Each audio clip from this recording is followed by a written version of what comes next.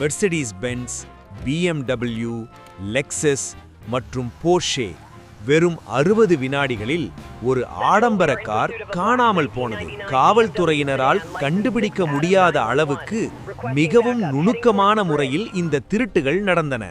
இது வெறும் திருட்டு அல்ல, ஒரு மிகப்பெரிய நெட்வொர்க். இன்றைய கார்களில் GPS மற்றும் டிஜிட்டல் லாக்கிங் சிஸ்டம் இருக்கு. ஆனா 1999ல நிலைமை வேற. திருடர்கள் ரொம்பவே புத்திசாலித்தனமா செயல்பட்டாங்க. தி ஸ்லிம் ஜிம் முறை.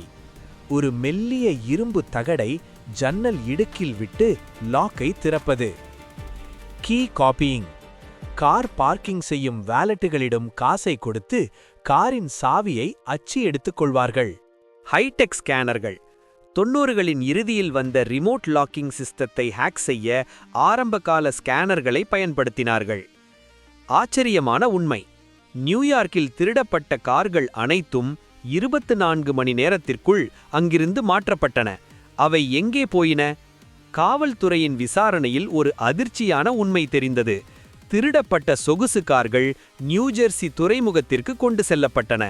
அங்கே பெரிய கண்டெய்னர்களில் கார்களை ஏற்றி அவற்றின் இன்ஜின் எண்களை மாற்றிவிடுவார்கள்.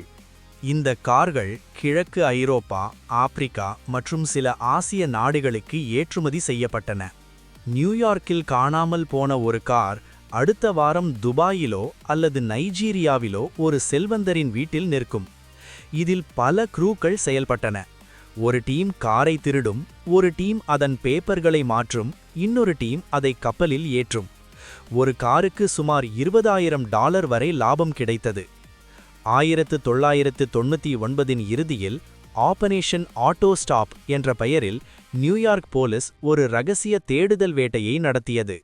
சுமார் 50க்கும் மேற்பட்ட சர்வதேச கார் திருடர்கள் கைது செய்யப்பட்டனர்.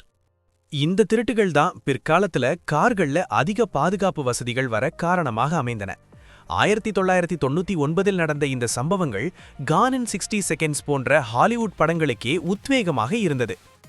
இன்னைக்கு நம்ம கார்ல எவ்வளவோ செக்யூரிட்டி இருந்தாலும் திருடர்கள் அப்டேட் ஆகிட்டே தான் இருக்காங்க. உங்க கார் பாதுகாப்பா இருக்கணும்னா எப்போதும் விழிப்பாருங்க. இந்த வீடியோ உங்களுக்கு பிடிச்சிருந்தா லைக் பண்ணுங்க, உங்க நண்பர்களுக்கு ஷேர் பண்ணுங்க.